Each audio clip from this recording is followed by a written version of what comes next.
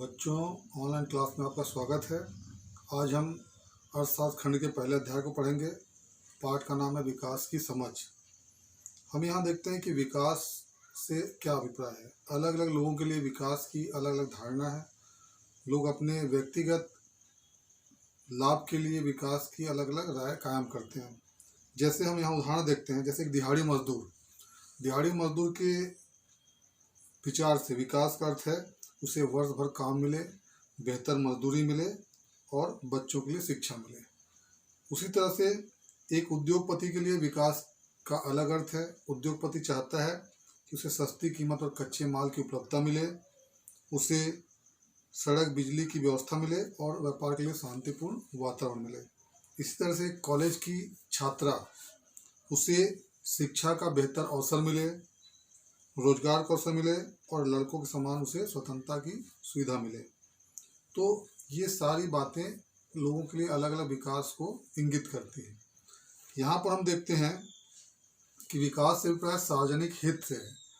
ऐसा है जिसका लाभ सभी लोग समान रूप से ले सकें, उसे हम सार्वजनिक हित कहते हैं। जैसे शिक्षा, सुरक्षा, स्वास्थ्य, शुद्ध पेयजल, सड़क की व्यवस्था, शांति व्यवस्था, ये सभी सार्वजनिक हित के अंतर्गत आते हैं। यदि ऐसा वातावरण रहता है तो सभी के लिए विकास के पर्याप्त अवसर मिलते हैं, क्योंकि इससे व्यक्ति अपने विचारों को स्पष्ट रूप से व्यक्त कर सकता है, अपने इच्छानुसार व्यवसाय कर सकता है, कहीं भी बिना रोक टोक के आना जाना कर सकता है।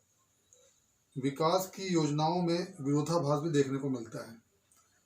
जहाँ एक उद्योगपति किसी एक क्षेत्र में अपना उद्योग लगाना चाहता है और उसके लिए वह तर्क देता है कि उद्योग लगाने से लोगों को रोजगार के अवसर मिलेंगे, गरीबी दूर होगी, क्षेत्र का विकास होगा।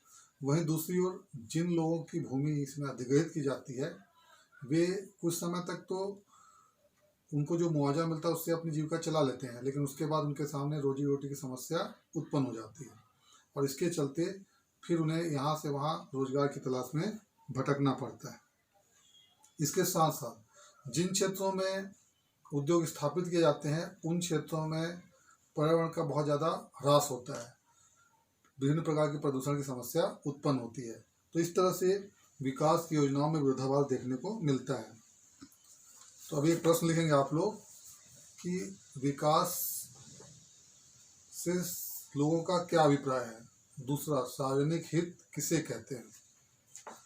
तीसरा प्रश्न लिखेंगे, विकास की योजनाओं में विरोधाभास क्यों देखने को मिलता है।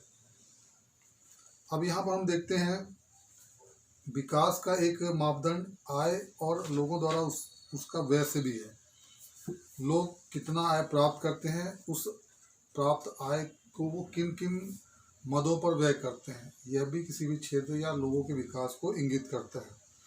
अब यहाँ पर हम देखें तो अलग अलग लोगों की आय अलग अलग है और उनके द्वारा किए जाने वाला व्यय भी अलग अलग है। इसलिए यहाँ पर विकास सभी के बीच समान रूप से देखने को नहीं मिलता। यहाँ हम 3 राज्यों के बारे में उनके प्रति व्यक्ति आय का एक यहाँ पर उदाहरण देखते हैं। सन 2013-14 में एक रिपोर्ट प्रस्तुत किया गया था, जिसमें महाराष्ट्र में प्रति व्यक्ति आय एक वर्ष में 1,14,392 रुपये। वहीं दूसरी ओर केरल में प्रति व्यक्ति आय एक वर्ष में 1,03,820 रुपये और बिहार में प्रति व्यक्ति वार्षिक आय 31,199 रुपये। तो यहाँ पर यह जरूरी नहीं कि सभी व्यक्ति को यह आय मिलता है, यहाँ पर औसत निकाला जाता है। तो यहाँ 3 राज्यों का हमने जो प्रति व्यक्ति आय देखा, उससे यह स्पष्ट होता है कि तीनों राज्यों में महाराष्ट्र में प्रति व्यक्ति आय अधिक है और बिहार में सबसे कम। इसका सीधा सा अर्थ ये है कि महाराष्ट्र के लोगों का जो जीवन स्तर है, बिहार के लोगों के जीवन स्तर की तुलना में बेहतर होगा। वे अपनी ज़रूरतों पर अधिक खर्च कर सकेंगे और अपनी आवश्यकताओं की पूर्ति सरलता से कर सकेंगे। तो इस तरह से आय की असमानता से भी विकास अवरुद्ध होता है। तो विकास को मापने के बहुत सारे मापदंड होते हैं। यहाँ पर शिक्षा और स्वास्थ्य की उपलब्धता, यह भी विकास को परिभाषित करती है। यदि लोगों को शिक्षा की समुचित व्यवस्था मिले, उन्हें स्वास्थ्य संबंधी सुविधाएं पर्याप्त मात्रा मिले, तो यह भी उन्हें विकास की ओर ले जाती है, क्योंकि शिक्षा से लोग गलत चीज़ों का विरोध कर सकते हैं, अन्याय का विरोध कर सकते हैं, अपनी बातों को स्पष्ट रूप से रख सकते हैं। और जब किसी क्षेत्र में शिक्षित लोगों का प्रतिशत बढ़ता है तो उस क्षेत्र में जो कम पढ़े लिखे लोग हैं वह भी उनके प्रभाव में आकर बदलाव में शामिल हो जाते हैं, या उनके भी अंदर बहुत सारा बदलाव देखने को मिलता है। इसी तरह से स्वास्थ्य है। जिस क्षेत्र में स्वास्थ्य की समुचित सुविधाएं होती हैं वहाँ पे लोगों का जीवन स्तर बढ़ता है, उनकी आयु बढ़ती है और वे अपने जीवन को बेहतर तरीके से जी सकते हैं।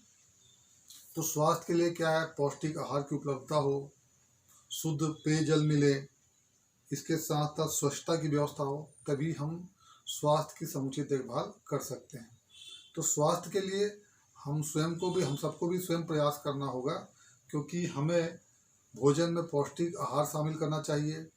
हमें अपने सेहत के लिए हमेशा फिक्रमंद रहना चाहिए, स्वास्थ्य की देखभाल करनी चाहिए। इसके लिए हमें प्रतिदिन नियमित रूप से व्यायाम, योग आदि करना चाहिए। हमें शुद्ध पेयजल का उपयोग करना चाहिए और समय समय पर हमें अपनी सारे दिनचर्या को व्यवस्थित रूप से करना चाहिए। अब है मानव विकास सूचकांक। मानव विकास सूचकांक हम इसके अंतर्गत यह देख सकते हैं कि किसी भी क्षेत्र में लोगों का जो औसत अनुमानित जीवन काल है, औसत अनुमानित जीवन काल, यह मानव के विकास को इंगित करता है। अब औसत अनुमानित जीवन काल का मतलब ये है कि व्यक्ति अपने जन्म से लेकर अपने मृत्यु तक कितने वर्ष जीवित रहता है, यह औसत अनुमानित जीवन काल कहलाता है। अलग अलग हमारे देश के अलग अलग राज्यों में लोगों का औसत अनुमानित जीवन काल अलग अलग है। ये उस क्षेत्र की व्यवस्था और वहाँ के सुलभता के ऊपर निर्भर करता है कि वहाँ पर लोगों के लिए क्या व्यवस्थाएं की गई हैं, लोगों को विभिन्न प्रकार की वस्तुएं कितनी सरलता से सुलभ हो पाती हैं। तो इससे लोगों का औसत जीवन काल निर्धारित होता है।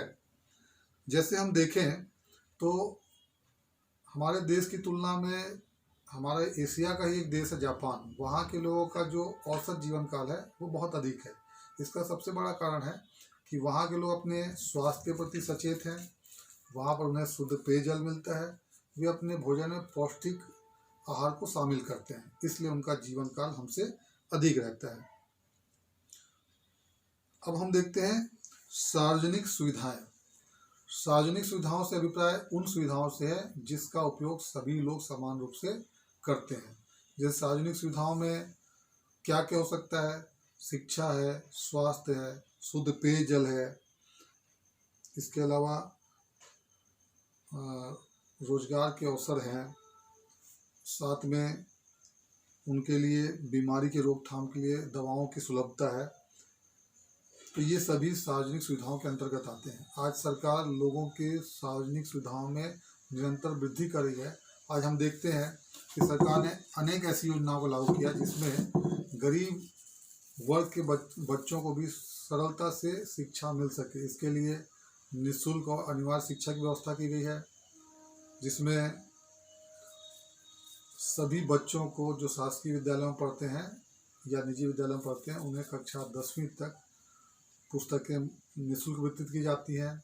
इसके अलावा उन्हें समय पर सरकारी योजनाओं का लाभ मिलता है और साथ ही साथ बालिकाओं की शिक्षा के विकास के लिए कई नई योजनाएं लागू की गई हैं। जब बच्चियां माध्यमिक शिक्षा पूर्ण करके जब वो हाई स्कूल शिक्षा प्राप्त करने जाती हैं तो उन्हें सरकार की ओर से साइकिल, गणवेश इत्यादि भी दिया जाता है। तो इस तरह से बहुत सारी योजनाएं लागू की जा रही हैं जिससे लोगों को उन सुविधाओं का समुचित लाभ मिल सके। तो ये सार्वजनिक सुविधाएं हैं। तो ठीक है बच्चों, आज इतना ही, बाकी हम कल पढ़ेंगे। जितना पढ़ाया गया उनको आप तैयार करेंगे और फिर बाकी कल देखें। धन्यवाद।